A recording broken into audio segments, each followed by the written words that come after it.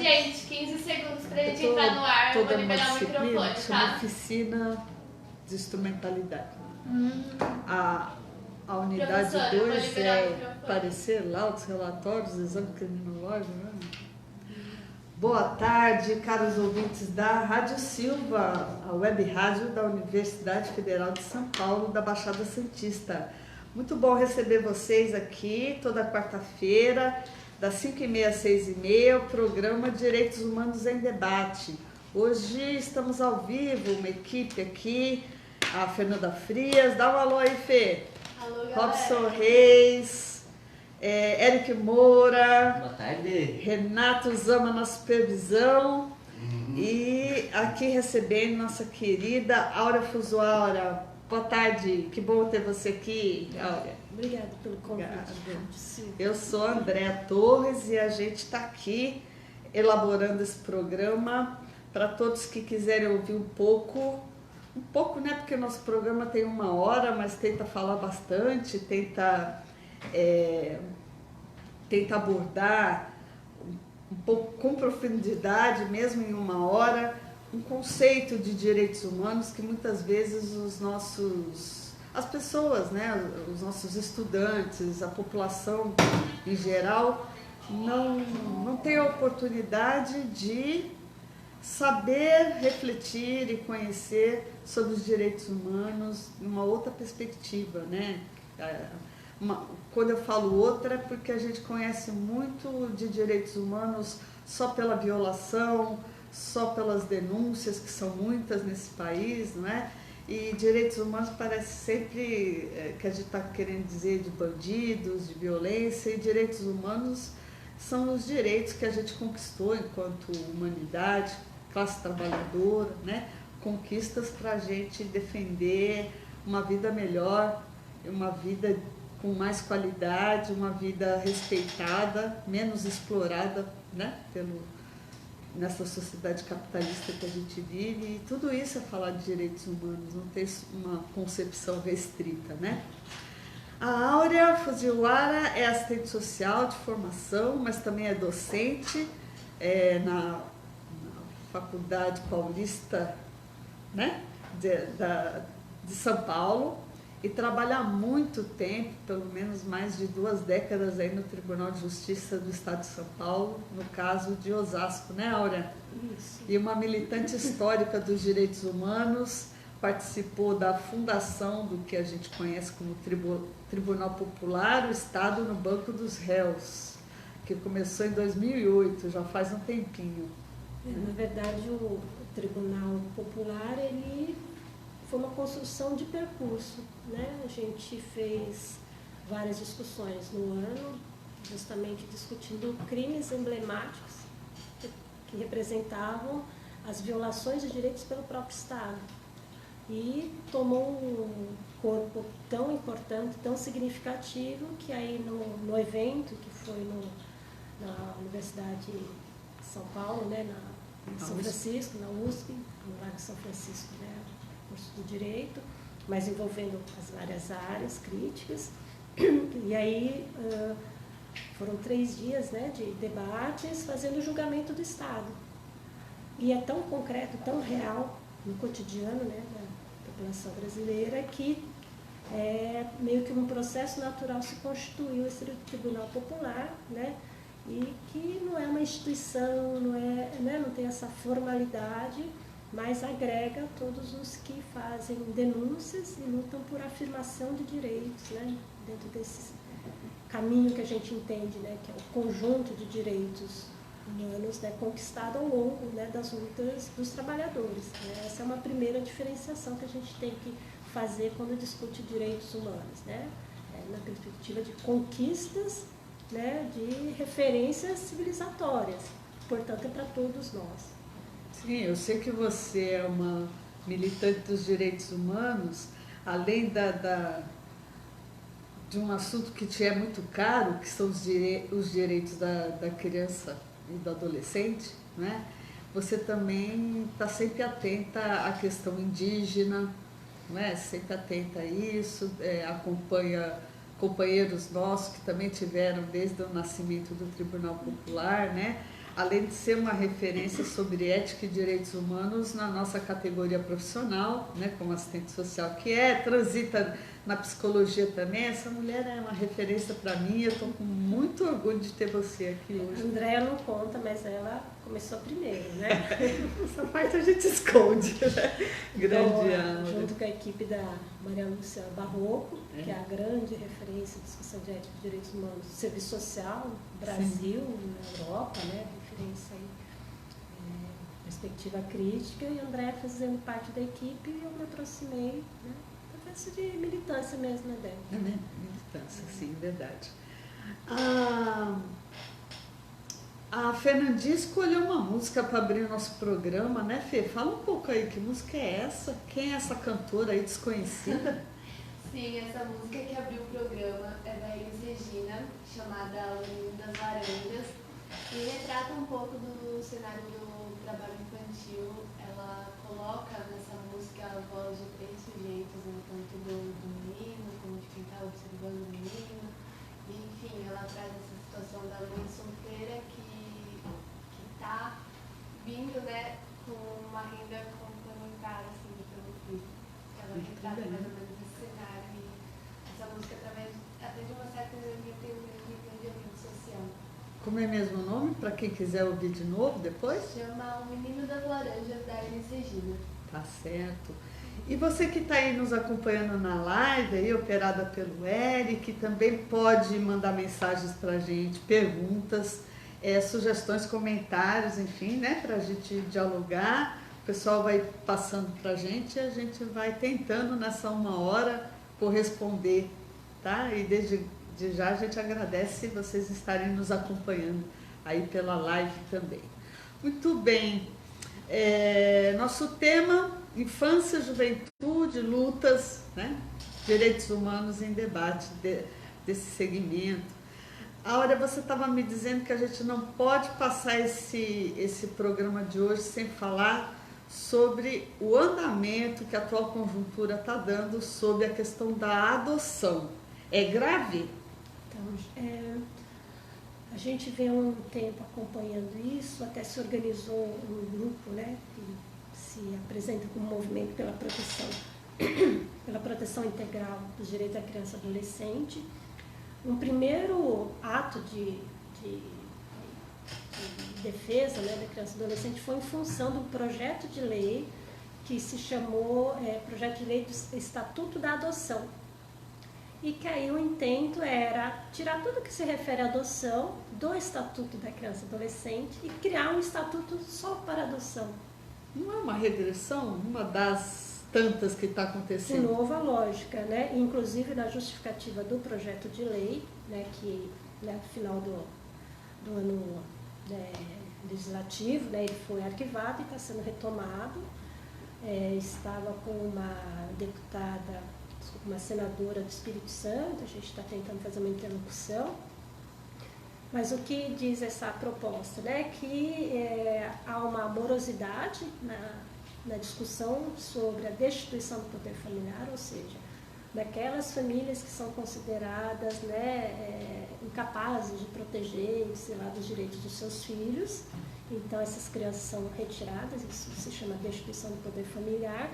E ao discurso de muito tempo, que sempre existiu, de que o judiciário é muito moroso nesse processo. De fato, há anos atrás, isso tinha uma morosidade ao cabo das crianças crescerem nos abrigos, né, no serviço de acolhimento, né, vou falar que abrigo, acho que é mais representativo, que ainda a gente está na realidade de abrigos, né. Teve várias mudanças aí, mas esse projeto de lei, então, a gente conseguiu frear, né, mas junto a isso tem vários projetos de lei que, em resumo, colocam a adoção como a política pública para resolver os problemas dessas famílias que não têm condições, né, para garantir os direitos da sua família e logo dos seus filhos. Então, deixa de ser uma culpabilização das famílias da classe trabalhadora, né, que empobrecida acaba sendo considerada como incompetente para isso, né? Como se deixasse as crianças numa situação de indigência, enfim, é uma culpabilização. Se é pobre, você não dá a condição necessária. E é um discurso também mascarado para adoção. Agora, ainda persiste, houve uma mudança importante sobre a faixa etária que as pessoas desejam adotar, né? Ainda são bebezinhos brancos de olho verde, então, recém-nascidos? Chega assim, no geral, 3, 4 anos de idade, né? Mas a gente considera ali que, né, é a primeira infância ainda, né? Mas tem muitas pessoas que ainda mantêm, né, inclusive o perfil clássico, né?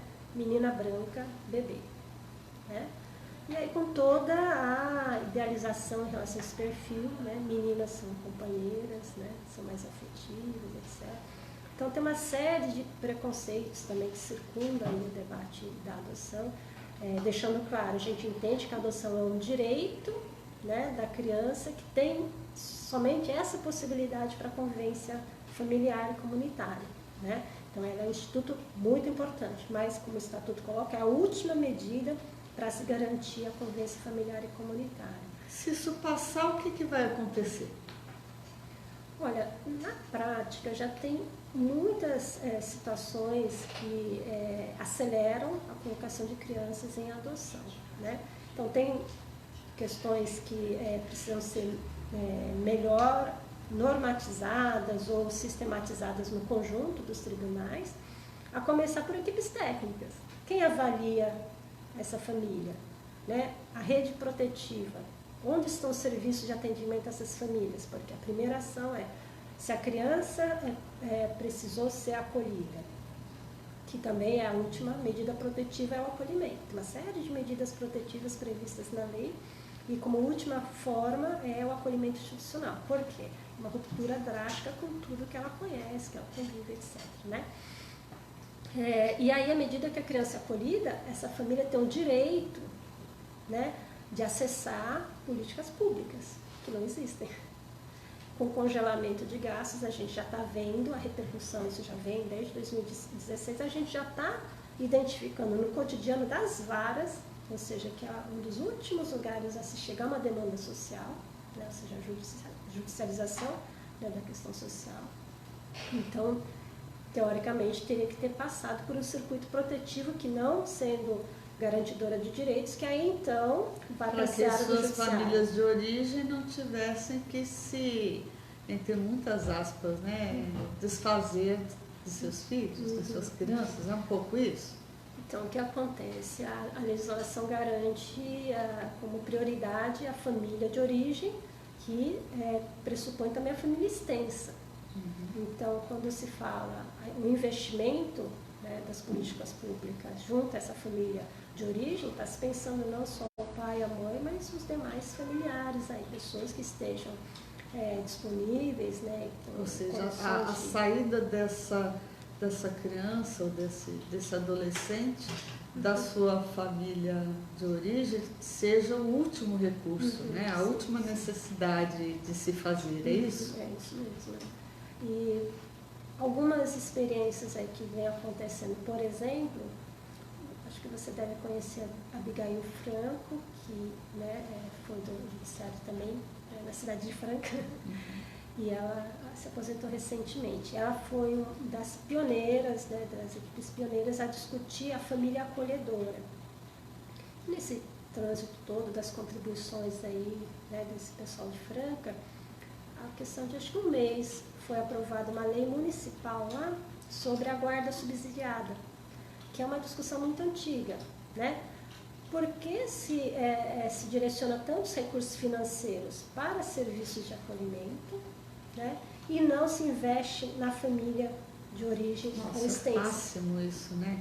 Se você vai colaborar com o abrigo, colabora direto com a família, para que essa criança não saia da sua família. Porque existe um discurso tanto do Estado, das instituições, queremos, né, ajudar essa criança, né? Bem isso. O ajudar e colocar na família rica brasileira, branca, é isso? Assim como as adoções irregulares, né? Vão se justificar, não, mas eu estava ajudando, porque eu queria ajudar a mãe.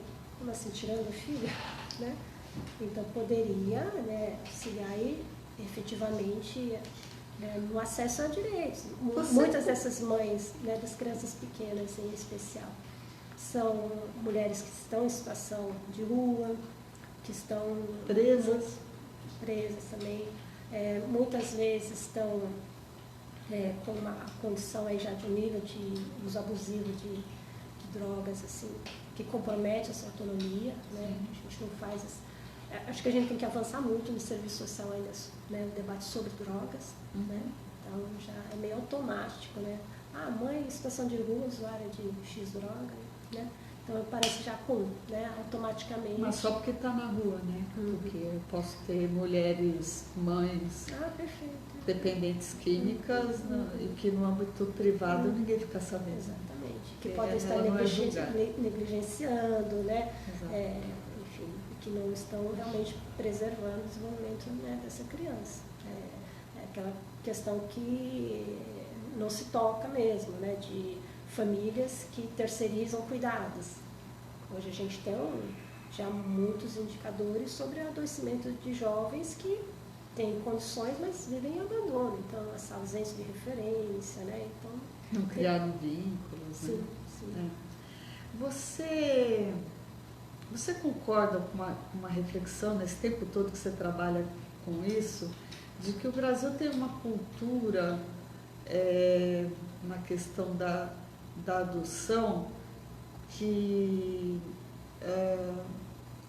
as nossas crianças, né, que tiverem à disposição da justiça para a adoção, né, que o brasileiro pensa que uma família com maior recurso financeiro é a resposta para essa criança? Ou isso tem mudado no Brasil? Uma família pobre é avaliada como ou uma família de baixa renda, no sentido de uma renda média, né? É avaliada como uma possível resposta para essa criança, ou a gente ainda tem uma cultura... Onde está o quarto do bebê? Já está montado? Sabe aquela coisa? Sendo que a população muitos filhos dormem na cama dos pais, né? Eu acho que em relação a isso, vou falar do estado de São Paulo, que é onde eu tenho propriedade para falar, a gente participa de cursos, etc., com os colegas do tribunal, então houve um investimento muito grande das equipes, até da própria rede, né, para qualificar esse trabalho e também desconstruir alguns preconceitos por classe e condição social, né? Então, eu acho que, do modo geral, eu posso afirmar, assistentes sociais, psicólogos, hoje o Tribunal de São Paulo, né, a gente consegue ter um olhar muito mais amplo em relação à adoção, que é o direito, né, da criança ter uma família pela adoção, né, e dessa família que esteja realmente disponível, disposta a respeitar a trajetória, a história dessas crianças, porque a cultura, né, que ainda permanece um pouco disso também, né, que essa criança ela vai ser uma criança grata, enfim, ainda aquele olhar da caridade, né, isso ainda persiste um pouco. Mas, assim, falando do ponto de vista dos profissionais, né, que a gente tem contato, tem tido uma contribuição muito grande para desconstruir isso, para reconhecer quem é, né, a população brasileira, né. Então, a condição econômica, nem a lei coloca isso, né, e também os profissionais têm estado muito mais atentos a isso, que como que essa pessoa que pretende adotar, né, apresenta, né, o seu projeto de, né, se tornar pai, se tornar mãe, né, ou casal, né, porque pessoas, né, também solteiras podem adotar, que ainda se tem esse mito, então é uma família hétero. Quem vai fazer o papel da mãe, quem vai fazer o papel do pai. Inclusive juízes, promotores, acho que isso está muito pacificado, há um investimento grande, né, tanto do ponto de vista de se incentivar as adoções tardias, né, colocar esse nome entre aspas, né, mas fora do perfil de bebês, né, e de crianças com demandas mais importantes do ponto de vista de saúde, de dependência, né, e também da própria questão da condição econômica. Acho que a gente melhorou muito, né, como você falou, tô 2 décadas no tribunal. Então é muito bom a gente ver também essa evolução. Acho que houve... E por isso que eu falei sobre que a gente precisa debater essa questão da adoção, porque do ponto de vista técnico, a gente melhorou muito, qualificou muito e está sendo desconstruído por ações de parlamentares que não conhecem essa realidade ou que abraçam demandas de famílias que querem adotar, ou que têm esse discurso da adoção, mas eles querem, muitos desses que se colocam em defesa desses projetos, de acelerar a retirada das crianças pequenas, porque é isso, né? Para que elas possam atender o desejo de quem quer adotar, isso está muito forte. Do outro lado, existem pessoas que já adotaram ou que estão na fila de adoção extremamente conscientes e que são nossos aliados nessa luta. Né? E que, inclusive, falam, não sei que vai demorar para chegar minha criança, e que bom, né, que as crianças estão podendo voltar para suas famílias. Eu vou esperar quando for realmente inviável, né, dessa criança e ela se tornar meu filho. Com muita tranquilidade, com muita maturidade. Não, eu preciso de um filho, o Estado me deve esse filho. Que alguns ainda colocam, o judiciário fica demorando, essas crianças são com essas famílias, aí desqualifica essa família de origem, que a gente já entende que é um ponto péssimo. Como você vai adotar uma criança se você desqualifica a história dela? Não, parece um supermercado. Olha, eu quero passar aqui na caixa rápido, pegar logo o meu bebê. Né? Sendo que é uma construção histórica do judiciário de que o princípio de que essas crianças não sejam retiradas de suas famílias de origem simplesmente porque são pobres. Né? O próprio estatuto protege isso. Né? Que a gente quer que as famílias trabalhadoras não sejam empobrecidas, né? A lógica é Sim. outra. Muito bem. Estamos regredindo alguns pontos aí, por isso que a gente está falando de infância, juventudes e lutas, né? Eric, temos novidades por aí? Temos sim, a live está sendo assistida por cerca de 5 a 8 pessoas, mais ou menos, já passou bastante gente pela live. E a Miriam Belli Ferreira falou que tem muito orgulho de vocês, que vocês são demais. E Wanderson Mello falou que é uma baita dupla. A Miriam, eu acho que é Miriam, e o Wanderson são suspeitos, porque nos conheceram lá em Mauá no século passado, literalmente. A gente combinou. Um beijo, viu, Miriam e Wanderson, Mas, lindos. por enquanto não teve nenhuma pergunta. Eu queria aproveitar e fazer uma pergunta aqui. Será que pode? Acho que pode. Então, Áurea, você falou que existe uma procura por um certo tipo de criança para ser adotado, né? E aí tem uma questão genética e de gênero também que tem maior pretensão das pessoas, mas eu acredito que não seja esse o perfil da maioria das pessoas que estão disponíveis para adoção.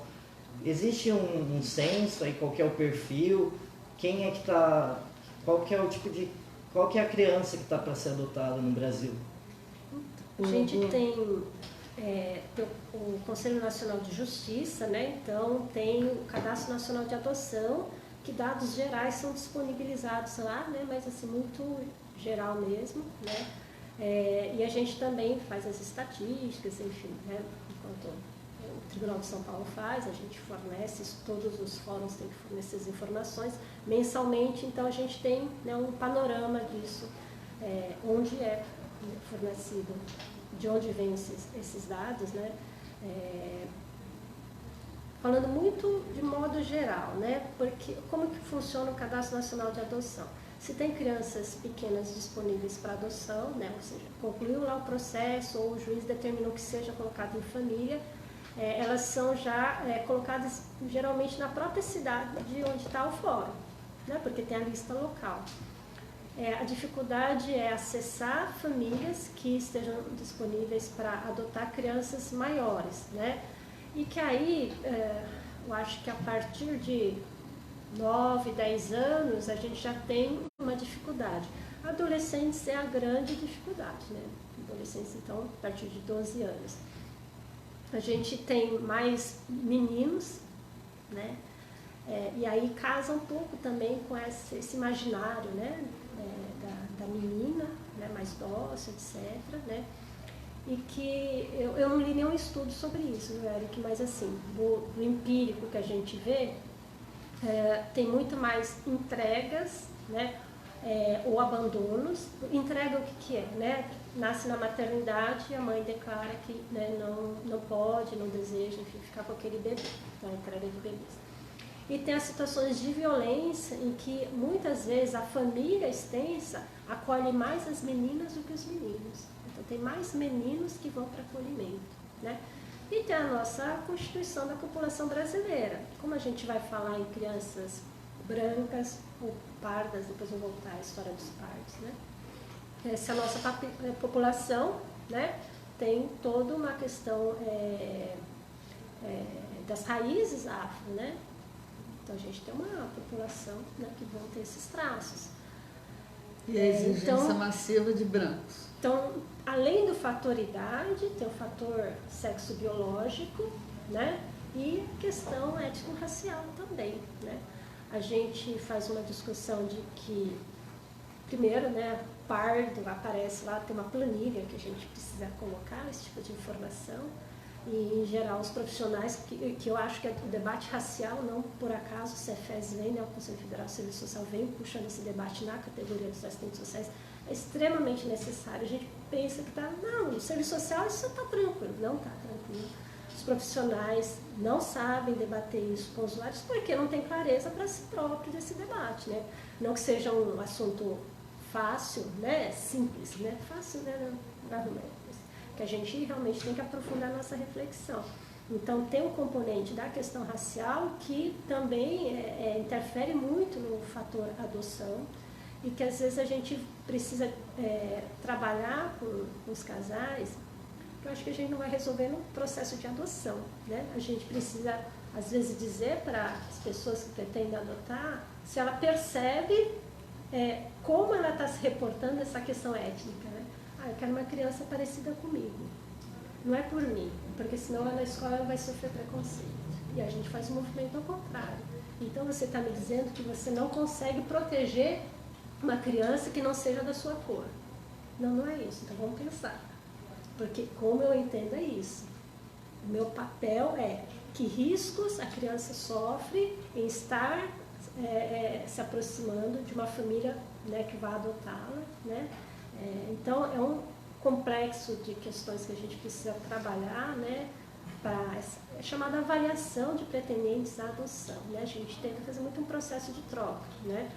Conversando com colegas que eu tenho que são especialistas, né, no debate racial, eu entendo que não é ali que você vai desconstruir, né? O meu limite como profissional, então, é tentar auxiliar que essas pessoas compreendam o seu estágio de disponibilidade para adotar a criança, né? Mas enfim, trouxe vários elementos para a gente pensar esse perfil, porque algumas crianças ficam, né? A partir de 8 anos já começa a ter dificuldade de colocação. E a gente tem um problema grave também, que é a falta de estrutura nos tribunais. Lá em Osasco, onde a gente atua, a gente faz pesquisa diária para todos os adolescentes. A gente tem uma escala e tal. Faz um trabalho bastante intenso, acho que a gente conseguiu construir, né, um processo de trabalho integrado com psicologia muito compromissado, né? E aí o que acontece? A gente começa a pesquisar para esses adolescentes, tem muitos dados errados, tem muitos lugares que não estão atualizados os dados das crianças, dos casais, né? Porque como que funciona? Eu tenho as crianças em Osasco, isso cruza com os dados dos habilitados, né, das pessoas que estão habilitadas já, autorizadas pelos tribunais para adotar. Nesse cruzamento, a gente vai buscar, primeiro, que é muito difícil aparecer pessoas aptas para adotar adolescente. Até porque numa dinâmica assim, se surgir uma família disponível em Osasco, ela já vai ser absorvida na minha comarca, porque é uma raridade, né? Então, esse conjunto de fatores faz com que nós tenhamos, não vou falar o número para não errar, mas a gente tem alguns milhares de crianças vivendo em abrigo, né, que tem poucas chances de ter o direito a viver em família. As pessoas esquecem que não estão falando de bonecos, né? Estão falando de gente. A gente cresce, né? vai ficar eternamente criança, né? Ou seja, é uma necessidade de adoção de crianças e adolescentes, né? E depois esse é um fator importante, Andréia, porque a gente precisa também entender, quando a pessoa fala a adoção de uma criança pequena, que movimento é esse, né? Que às vezes é dificuldade até de lidar mesmo com esse desenvolvimento de uma criança e tal. É muito raro acontecer uma desaprovação de pretendentes também, que é uma discussão também muito delicada, né? Porque o judiciário vai ter esse papel de dizer você pode ou não se tornar pai ou não, né? E esse lugar vai muito a partir do olhar técnico, né, da assistência social do psicólogo. Então, discutir a infância, né? Discutir a juventude, que debate é esse, né? Como você falou, que sujeito, que ser humano é esse que a gente está tratando aqui, né, numa discussão de adoção. Alguém que já tem uma história, o bebezinho então é diferente. O bebê tem história também, ele vem de uma história, né? Não é um papel em branco. E aí, quando a gente vê um discurso de desqualificar a origem dessa criança, a gente fala, pô, como assim? Eu começo a aceitar a criança a partir do momento que eu passo a existir na vida dela? Ou eu realmente reconheço essa criança como um sujeito que tem uma história e eu acolho essa história por inteiro e ela passa a ser meu filho ou minha filha. Muito importante isso, essa negação dessa história revela talvez muitos preconceitos, né, na nossa cultura. Muito bem, vamos ouvir uma música, dar uma pausa, porque a continuidade dessa conversa não é menos caótica, né? Vamos falar do ataque às conquistas democráticas, aos direitos, a questão do Estatuto da Criança e do Adolescente, da minoridade penal, do desmonte da educação. Vamos que vamos, que a gente está muito de olho aberto aqui no que está acontecendo, né? Vamos ouvir o que, Fernandinha? A próxima música é Olha o Menino, da Negrali e Elião. Muito bem, e você que está aí na live, continua aí, não foge não, que a gente já volta.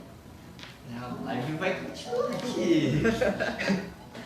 Muito bem. Paulinha, agora nós temos mais meia hora. Não lembro muito para falar. Não, tá ótimo. Você sabe tudo isso aí, fale sem parar. Quer dizer, vai ter que parar daqui a pouco. Eu não aguento mais olhar para essa discussão de maioridade penal. Nós temos meia hora para essas três questões. Então, o ataque do ECA, a permanência da ideologia da minoridade penal, afinal esse país não pune ninguém, né? Sei como é que pode um negócio desse. E o desmonte da educação pública, né? Militarização das escolas. Também. Militarização das escolas? Isso é um absurdo tão grande que eu faço eu até deleto isso. Vou te assustar Militarização. um pouco. O Tirar que dois está escrito aí? Vou deixar fixo aqui que... E o que está escrito aí? Bolsonaro. Manda essa pergunta. E depois a gente acaba com a última música. E Eric, quando aparecer alguma coisa ali, você dá um toquinho. Só faz assim tem mais fala lá que Então vamos começar por aí a agora? gente começa lá em Segundo Duas bloco? Novas. Deixa eu Quer ver. que eu falo dessa música pro Claro que eu quero. Eu nunca tinha ouvido falar em RZO. Aí eu fui no Sesc Pompeia? Belenzinho. Aí tá, nossa, RZO, né? Eu gosto de rap pelas letras, mas não é meu estilo musical de cabeceira, digamos assim. Aí chega lá, a Negrali arrasou. Sim. Eu já adorava a Negrali, agora então eu tô ouvindo até RZO.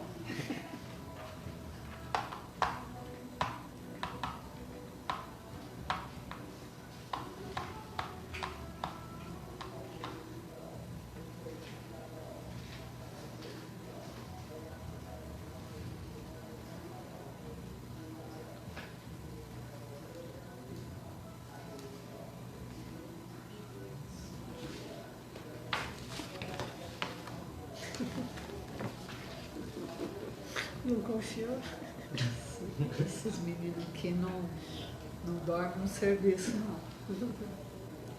Sei quem contratou, mas sei não, essa equipe aqui. Agora, essa coisa da adoção está virando também... Eu não concordo muito com as grandes exigências, né? Parece que para adotar as famílias têm que ser perfeitas, né? Como se fosse assim na realidade. Depende muito da equipe. Depende, né? depende. Mas Esse que é o também problema também, a discussão do nosso curso. precarizar demais, aí já é demais, né? Parece feira, né? Vem aqui buscar sua... Mas me diz uma coisa, isso tem influência Vai já, Renato. das religiões, no sentido de... Aparece aquele deputada aí, desejo de evangélica, marcar né? Renato. Tá, né? para virar homecoming. Sua face já tá no... 30 segundos pra gente voltar.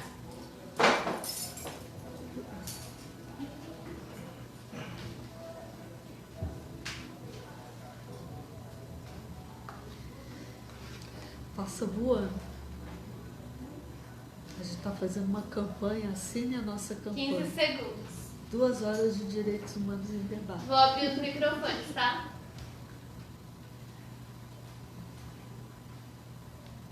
Aí, estamos de volta então. O Robson Reis, por que ouvimos essa música tão interessante? Conta aí. Bom, então, a gente ouve essa música primeiramente porque eu adoro a VZO, desde pivete eu escuto, representa muito a minha região. Ele é né? pivete Sou ainda, da Zona viu, Oeste, sim, sou um pivete ainda. E ela trata um pouco, né, da juventude periférica, né, como a ausência de políticas sociais nas periferias afetam diretamente assim, o desenvolvimento dessa molecada, né, e muitas acabam buscando alternativas, né. Tem uma ideia dessa música aí que você pode ressaltar pra gente? Olha, tem uma parte dela que fala, né, que o menino, tipo, não tá na escola, né, o menino não acessa a faculdade e na periferia isso é muito comum, né, hoje o sistema prisional é constituído pela molecada que não tem o ensino fundamental completo. Então essa música diz muito a respeito dessa realidade, né? São jovens Parece que tem periféricos. um ministro aí que não está querendo universidade pública para ninguém nesse futuro, né? Nem no Não. presente, nem no futuro. Não mesmo. Certo. A arte revelando a vida. E aí, Eric, o que temos aí do nosso pessoal da live? Então, vamos lá. A Miriabelle Ferreira mandou beijos e falou que atua na causa da adoção. Ah, Que esse debate ajuda muito ela. Miriam é assistente social. Beijo. E a Tatiane Ribeiro, ela falou, meu Deus, vocês são demais, as melhores professoras da vida. É lá da Fama de Mauá também. Beijo, Tati. Fez TCC comigo, hein? Colega agora. E também teve o Adeildo Villanova, que falou, querida Áurea, sempre com ponderações importantíssimas para as nossas reflexões e discussões sobre os direitos das crianças e dos adolescentes. Esse eu não conheço, não sei quem é. E Beijo, Ade. E ele falou que tá amando as lives da Rádio Silva, estão muito A boas. gente precisa de fã-clube, Adeildo. Continua aí. Fazer a rádio da associação também dele. É mesmo. Muito bom. Então vamos em frente. Áurea, o ECA é atacado, sempre foi atacado como um passapano, né, na cabeça de quem defende direitos humanos, porque defende crianças em conflito com a lei, etc. Né? Agora, quais são os ataques e quer dizer que permanece a discussão da minoridade penal? A quem interessa essa discussão? E quais são os novos ataques do ECA aí? Então, Para quem não sabe, Estatuto da Criança e do Adolescente. é uma das... Assim, tem alguns projetos de lei, né, que estão aí sempre em movimentação, aí para, etc., mas o cerne é a culpabilização de adolescentes, né, e aí quando tem alguma situação, né, pontual, se coloca como vejam que perigo representa esses adolescentes. Então a gente tem desde a discussão de reduzir a maioridade penal, né, quanto de ampliar o tempo de internação. E esse tempo de internação também tem várias agendas aí. Tem pessoas que eu suponho que estão sendo ingênuas defendendo, mas então vai ficar mais tempo sob o cuidado do Estado. Opa, pera lá, né? Que cuidado, né? As medidas socioeducativas, né? Elas precisam ser aperfeiçoadas. A gente tem, assim, formas abusivas da aplicação de medidas socioeducativas, que aí tem lá, prestação de serviço, liberdade assistida, qual que é outra? SC, liberdade, medidas de internação. Semi-internação. E aí o que acontece? Às vezes o adolescente sai de uma internação já com 2 medidas, né? A reparação do dano, né? E então tem uma forma punitiva, né? Que a professora aqui da casa, né, a Liduína, demonstrou bem na tese dela, que há continuidades também no modelo menorista dentro do estatuto, nesse sentido, porque a cultura é punitivista. E aí, aquela discussão que a gente faz no campo do direito, né, até que você é uma grande professora nessa área. A norma jurídica, ela representa também os interesses dessa sociedade. E aí ela vai ser aplicada também, né, com essa força. Um Estado que não tem o que oferecer, ou que não quer oferecer, né, para determinada classe, qualidade, oportunidade, acesso, mas oferece institucionalização. E aí essa questão de ficar sob medida socioeducativa por mais tempo, no caso da internação por mais tempo, né? A gente sabe que várias das questões ligadas a direitos humanos, né? Mas no caso da infância, infelizmente, era de interesse de grupos também, né?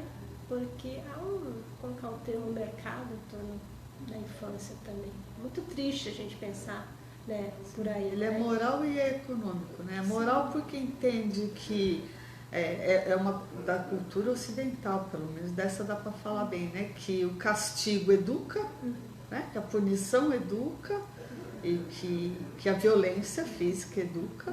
Muitas vezes a gente vai ver assim, meninos da Fundação Casa, né, ganharam as medalhas das Olimpíadas de Matemática. Esse menino precisava ter sido preso. Foi aprisionamento que gerou essa potência dele ser um medalhista olímpico de matemática? Certamente. Ou ele não acessou onde deveria acessar, junto da família, na sua comunidade, etc. Né? Então aí se faz um discurso que é o aprisionamento que gerou a condição humana dele. E a gente sabe, né, que não é isso. Eu já ouvi de menino, né, depois que saiu tudo, eu não atendo, né, esses adolescentes, mas no movimento, e de ter falado, olha, é o seguinte, a primeira vez que eu tive contato com um professor que ficou do meu lado até eu entender a matéria foi dentro da Fundação Casa. Aí a gente entra numa puta contradição, né? Fala, poxa, mas o problema foi porque ele não teve lá na escola a dedicação, a possibilidade, enfim, sem culpabilizar os professores, mas a gente tem uma precarização, né, da educação, né, desde as condições dos profissionais, as condições das escolas, né, enfim, são N fatores, mas se apresenta um discurso, né, essa lógica, né, então essa correção dos comportamentos desses meninos gerou essa, e na verdade ele está ali por uma série de outras violações, e que já vem, às vezes até de gerações que sofrem violações de direitos, e é aquela questão de uma bola de neve, né? A gente vai vendo ano a ano o crescente número de adolescentes sob medida socioeducativa. Porque a gente sabe das últimas medidas ali para ser aplicada ao adolescente, a razão da sua conduta, e tem várias medidas que têm que ser aplicadas pela omissão da família, da sociedade e do Estado, né? Omissão e ação, né? Ou seja, tem que ser garantidas essas políticas primeiras de proteção lá, junto à família, né? Na comunidade, etc. E por último, né, seriam as medidas de internação, semi-liberdade, porque mesmo em meio aberto, a gente precisa discutir muito, porque tem adolescente que você, no meu caso, né, que atende crianças que estão em acolhimento, e aí o adolescente eventualmente pega uma medida de liberdade assistida e pergunta, aí, como que funciona esse atendimento? Eu vou lá assinar a carteira, né? Que é a reprodução do discurso do cara que está de condicional, né? Sim. Não, mas explica melhor, o que acontece? Nada. Troca uma conversa lá e aí eu, né, me apresento e tal. E né? que cultura é essa que a gente inventou, né? Nossa civilização, de achar que institucionalizando, retirando liberdade, punindo, achar que a pena, a punição educa, né? Que história é essa que a gente acha que é muito mais eficaz do que viver em liberdade, podendo ter oportunidades de se desenvolver, né? De viver em liberdade, construindo sua sociabilidade. Para a gente é muito mais fácil institucionalizar achando que vai ter algum efeito. Né? E como é que a gente mede isso? Né? E no Brasil a gente mede sabendo o quanto isso é violador, isso desestrutura qualquer eu, né, do ser humano, porque a falta de liberdade é falta da dimensão mais essencial das nossas vidas. Né? A autonomia. E como que a gente também, entendendo que a maioria, né, dessas famílias aí, desses adolescentes, não acessaram garantias mínimas, né, de direitos fundamentais, né, básicos. Então, como que a gente fala, né, desse processo de educação, essas pessoas não têm acesso ao básico para a humanização, né, para o seu desenvolvimento, etc. Né? E aí esse discurso de, então, o pessoal de direitos humanos passa a mão na cabeça de bandido, etc., esses discursos que a gente ouve sempre, né? E aí é um desafio para a gente também, né? Como que a gente se qualifica para fazer o debate, né? Para conseguir também aliados nessa luta, né? E que é um pouco que a gente falava nos intervalos também, né? Como que a gente dialoga com a comunidade, não levando verdades, né? Porque tem esse problema também, né? Da gente que está em áreas profissionais, né? Mas como que a gente faz junto? A gente não está sabendo mais fazer junto, né? A gente quer fazer evento, ir lá dar aula, holofotes, né? Como que é? Organizar as pessoas, né? Dar lição de moral. Como que a gente, né, se junta no sentido das pessoas exercitarem os seus processos aí de cidadania, de autonomia, de reivindicação, de protesto, etc. Né? Porque esse é o processo de humanização, né? De participar, não ser controlado, tutelado, etc. Coisa que a gente está atravessando, o nosso tempo corre rápido, né? A gente está quase finalizando o nosso programa, mas coisa que a gente está vivenciando, não sei se toda a sociedade brasileira tem essa compreensão de que discurso está por aí, né? Porque se a gente está falando de uma educação de qualidade, que proteja, que seja um investimento de toda a sociedade brasileira para o crescimento e desenvolvimento de todas as nossas crianças que serão, né, são as crianças do hoje, os jovens e os adultos, né? Nós estamos vivendo momentos onde está explícito que esse não é um investimento do Estado que está em andamento nesse país hoje, né? A gente tem vários exemplos aí. Então, esse discurso, né? A gente fica pensando, né? A gente fala tanto da esfera pública, né? Essa lógica também conservadora vai se expressando, né, nas propostas que estão vindo, tipo, a educação domiciliar em si não é um problema, mas dentro da agenda do atual governo, da forma que é apresentada, a educação familiar já existe, não existe? Não é uma coisa meio intrínseca? Sim. Também. Mas não nasce do repolho, né? Essa questão tem uma sociabilidade que faz parte. Do ensino escolar, né, ir para casa, né? Então a gente sabe que tem famílias no Brasil que tem essa prática, ok, né? Que tem mas por que sair da escola? Para dar menos gasto e responsabilidade para o Estado? Porque, será que é essa a lógica? De novo, o privado e a tradição, né, são a base para a organização desse país, né? É isso que está posto no discurso dos conservadores, né? E só que por tabela ou intencionalmente, enfim, não sei como que eles desenharam essa ideia, mas de fato já tem um congelamento de gastos, tem esses anúncios aí, né, da retirada, que a gente tem dado ênfase à discussão que está tendo a tônica da retirada de recursos da universidade, mas isso está recaindo também fortemente na educação básica, né? Pelo que eu vi numa matéria, acho que do Estadão, falava alguma coisa de 34% também de corte na educação Apesar fundamental. deles justificarem que vai tirar do ensino superior para jogar no fundamental, porque é para criar vaga em creche. Não sei quem eles acham que eles estão convencendo, Pois mas é. é isso que eles estão falando. E aí a nossa grande crise, né, Andréia, afetando uma questão que nenhum brasileiro é contra a educação. E a gente está anestesiado. E a gente está se pondo uns contra os outros, né? Não, é Sim. muito mais importante a creche do que o ensino superior. Não tem essa graduação, né? De importância, não tem isso. Aí aquela máxima que a gente que discute direitos humanos, né? Quanto mais a busca de suprir as necessidades básicas, menos livres nós somos, né? E é um pouco essa lógica do desespero que está recaindo sobre as famílias brasileiras. E aí alimenta, né, essa lógica que a gente já vive numa sociedade extremamente individualista, né? Então entra-se numa disputa entre a própria classe, né? Então isso é um lugar... E também desconsiderando quem que é o perfil do universitário que está na universidade pública. Talvez A gente tem informações sobre isso, né? desconsidera, mas e ao mesmo tempo, está aí a dialética, considera, né? Tá muita classe trabalhadora chegando na universidade, os negros, nesse as sentido, negras. desconsidera porque vem com um discurso... Mas que é aí- as duas coisas ao mesmo tempo mesmo, é, né? super complicado. Imagina levar indígena para o ensino superior, né? Vai produzir o quê? Porque essa ideia da meritocracia, da produção tecnológica. Ser de humanas aí, né? Discurso de... Vou não é- vender coxinha de jaca na Não praia. são áreas, provavelmente. né, que têm resultado na sociedade, não é esse o discurso aí Sim. dos governantes, né? E para dar uma fechada aí, que o nosso tempo correu, e a militarização do ensino público? O que você Pois achou? Alguns dias atrás, também dentro do movimento pela proteção integral, foi levantada uma lebre, uma outra feição, né, nessa lógica de controle, militarização da vida social, né, criminalização. Não é só da educação, né?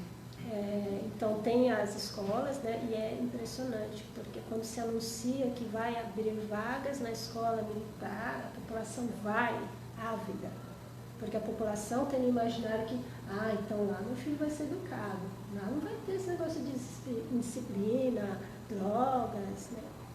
Então essa mentalidade, né, cunhada, esse pensamento militarizado é muito forte. Lá na nossa região, né, Zona Oeste, ali é fortíssima. Uma coisa, eu trabalho em Osasco e é impressionante como é forte, né?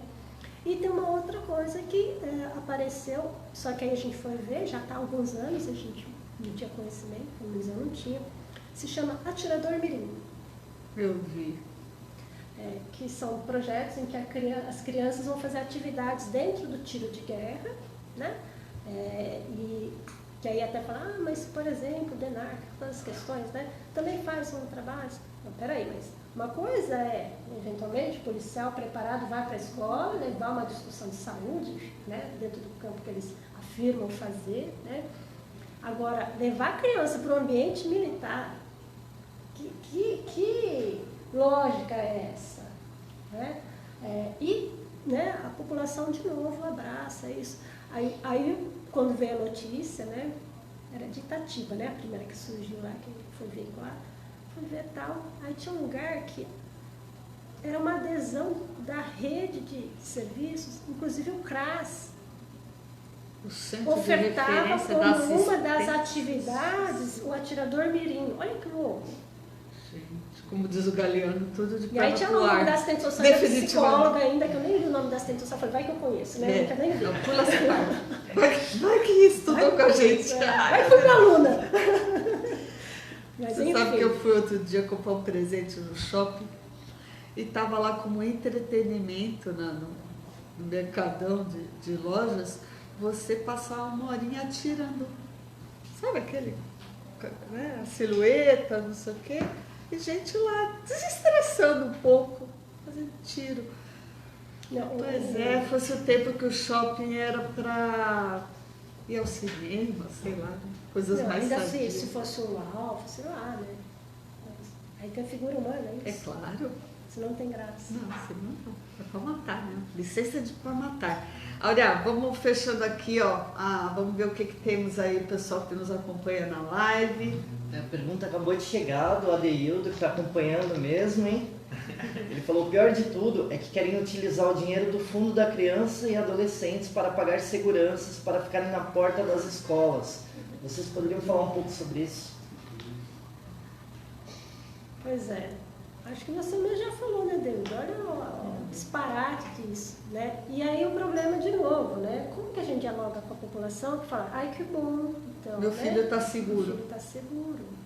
Se a gente não conseguir entender o que foi aquela situação em Suzano, não é? A gente precisa entender isso, né? É um conjunto das nossas incompetências como sociedade, né?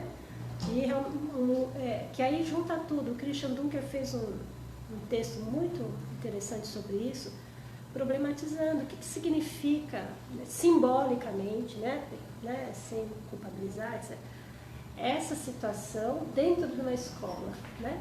Então, a derrubada do lugar de convívio que é a escola, de socialização, de conhecimento, de trocas, né? De convívio com o diferente, uma escola pública, no caso, né? Principalmente. E isso que a gente fala, né? Que não de ser contrário a pessoas que optam fazer a educação escolar no ambiente da sua casa, como excluir, né? Educação domiciliar. Mas é a recusa da convivência pública, a convivência com o diferente, do espaço público, né, da política pública. Então, isso tudo está em jogo, né? E aí acho que para a gente fechar essa reflexão, o ataque à escola, né, é o ataque mesmo ao pensamento moderno, né? A gente está falando do orçamento, mas a desconstrução desse ambiente onde as crianças, que a gente tem muitos problemas nas escolas, mas, poxa, o Brasil é a terra do Paulo Freire, né? A gente tem experiências aqui das universidades, né? A gente tem muito conhecimento de teorias, metodologias aí. Mas uma gestão de país que fala mal de Paulo Freire, a gente vai esperar o quê, né? Vamos esperar que a gente faça a revolução disso aqui, né? Que a gente mude essa sociedade. Olha, muito obrigada, viu? Que pena que a gente só tem uma hora, mas você volta aqui, né? Para falar de mais coisas. Eu acho que eu vou te deixar aqui grudadinha comigo. Gente que estava na live, Eric que está acompanhando o pessoal aí, muito obrigada. Adeildo, um beijão para você também. Fernandinha, Robson, obrigada. Vamos de uma última música e não vamos esquecer de falar tão ao vivo, né? Que dia 15 de maio é dia de ir para a rua, de se manifestar, né? De romper com essas informações filtradas que a gente só recebe dessa mídia patronal, né? Que nos manipula aí em termos de conhecimento da realidade. Vamos para a rua, vamos nos manifestar por uma educação pública de qualidade nesse país, para quem dela precisa, não é? E para quem não precisa também, que a gente possa ter uma sociedade que a gente não precisa pagar pela educação, não é não? E o que nós vamos ouvir, Fê? Próxima música e última é a Pivete, do Chico Buarque. Que bom, então a gente se vê na rua dia 15 de maio. Áurea, obrigada, beijo para todos e todas, fomos!